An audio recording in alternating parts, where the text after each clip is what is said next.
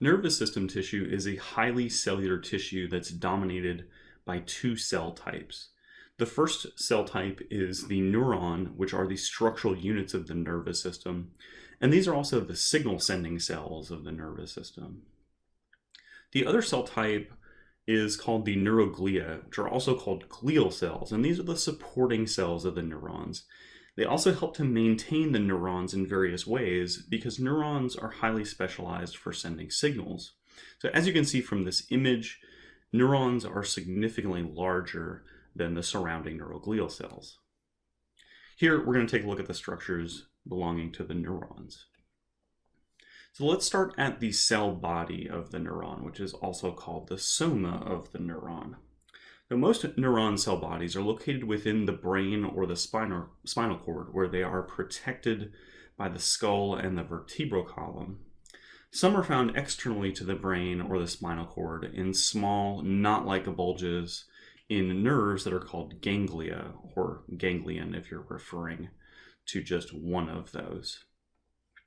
If it is a cluster of neuron somas that's located within the central nervous system, that is within the brain or the spinal cord, these clusters are typically referred to as nuclei, or nucleus if you're just referring to one of these structures or one of these clusters of neuron cell bodies. The soma, or the cell body, is the major biosynthetic center, just like any other cell. And this is where proteins, lipids, the plasma membranes of the neuron, and the neuron organelles are created.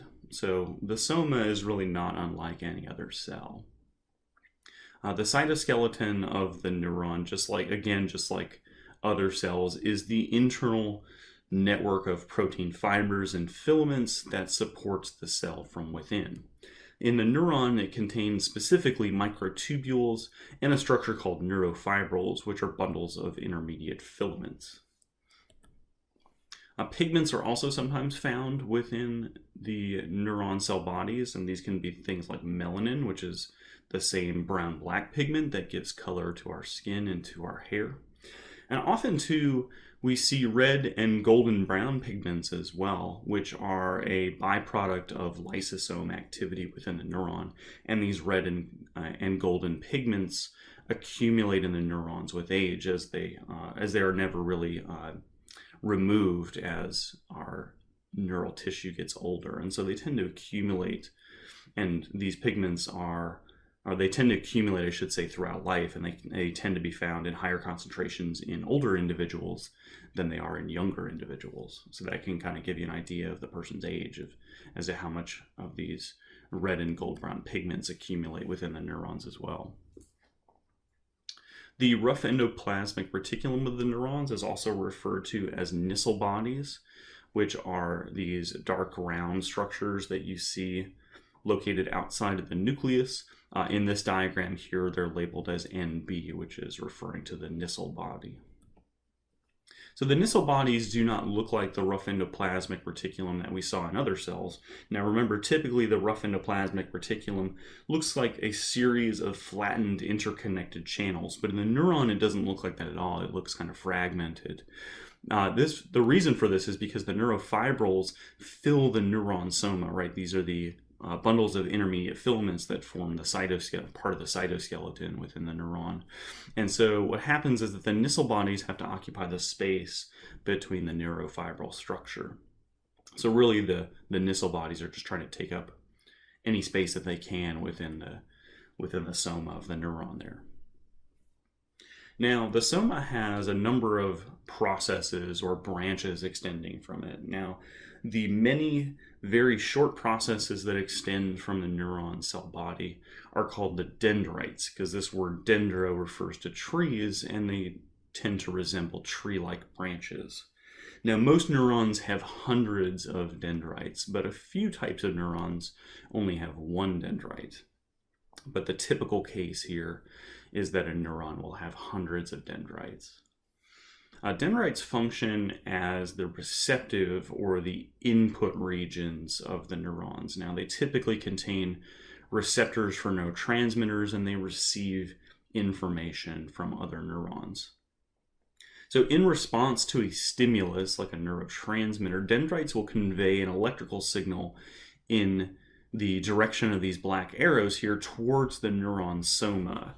Now these electrical signals are called graded potentials, and if these graded potentials are strong enough, they will lead to the creation of an action potential here at this cone-shaped region called the axon hillock, and this action potential will spread like a wave down the length of the axon towards the axon terminals to release neurotransmitters.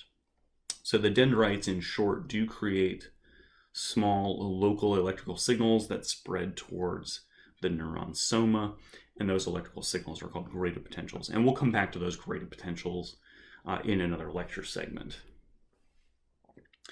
So the dendrites are the many short processes that typically extend from the neuron cell body. The axon is described as the impulse generating region of the neuron. It's another type of extension that we see coming off of the neuron soma or the neuron cell body. And the axon creates action potentials. And the action potentials are electrical signals that travel like waves. Here in this diagram, it just says impulse direction, but here the word impulse means action potential. And this action potential spreads like a wave down the length of the axon towards the axon terminals, where it will cause the release of neurotransmitter from those axon terminals. Now, we saw that typically neurons have hundreds of dendrites extending from their soma. Neurons typically only have one axon extending from the cell body. And the axon tends to be much longer than the individual dendrites are. A couple of regions of the axon I want to point out here while we're on this slide. The axon hillock is the cone-shaped region here that joins the axon to the neuron soma. And the axon terminals we talked about before in chapter, what was that, chapter 4 when we talked about nervous system tissue. The axon terminals are these small little knob-like regions at the end of the axon that store and release neurotransmitter. Although neurons only have one axon, that axon may branch extensively near its axon terminals, and these, unsurprisingly, are called the terminal branches. It is pretty common for an axon to have 10,000 or more terminal branches, which means that a single neuron can make synapses with thousands of cells, because each of these axon terminals can make a synapse or a junction with another cell. And so if you have 10,000 or more terminal branches, it means you have 10,000 or more axon terminals. And so that means that this neuron can possibly make synapses with thousands of other cells. So it allows a really complex interconnectedness to occur with the networks of neurons that we see in the brain and the spinal cord.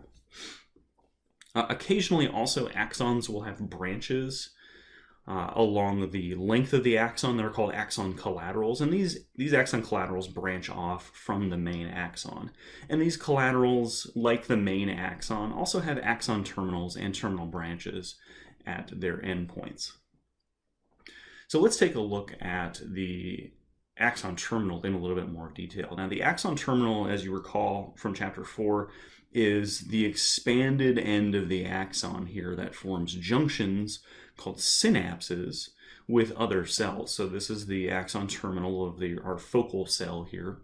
This would be the synapse, or the synaptic cleft, that is the fluid-filled space in between the signaling cell and the receiving cell here. And this right here, this larger kind of membrane that you see with the receptors located on it, is the cell that's receiving the signal. It's also referred to as the postsynaptic cell because it's the cell that comes after the synaptic cleft, and post means after or beyond. And so this is the cell that's beyond the synapse here. So this would be the postsynaptic cell here.